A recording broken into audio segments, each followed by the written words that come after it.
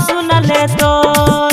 अरे बात नहीं हमारा से करमी गे छौड़ी, मानवा ना लगतो सुन ले तोर।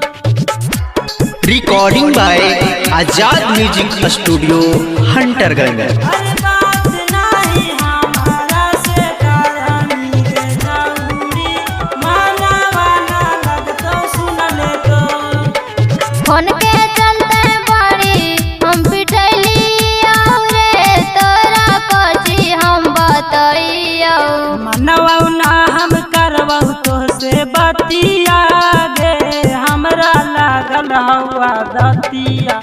मिले नहीं अहे अब घरवा रे, हमरा लगो बड़ी डरवा। धरबहु हमहु तोरे अकबरवा गे, हियौ तोरे हमला भरवा। ऐसन बात बोलिए के तू रे छौड़ा, दिलावा न करी है कठोर।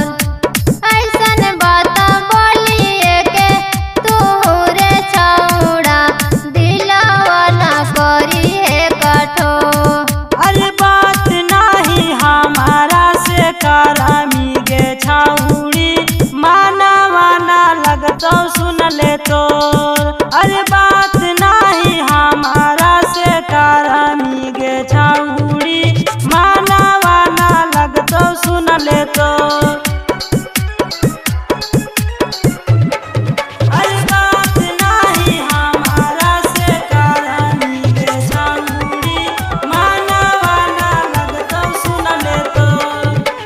रौशन राकेश बतिया जाना करे, हमरा लगो बड़ी डरवा। बलिराम जी के बतिया कोई ना कहा तो गे, हथिन हमारे यारवा। डर लगा को जानते परिवारवा रे, हमर दुख है कपरवा। डरी है ना तुर हियौ हमला भरावा गे, हियौ गाँव के राना धरावा। बतिया सुन के अखिया से गिरे रे छौड़ा, हमारा के झरा झरा लोर। बतिया सुन के अखिया से गिरे रे छौड़ा, हमारा के झरा झरा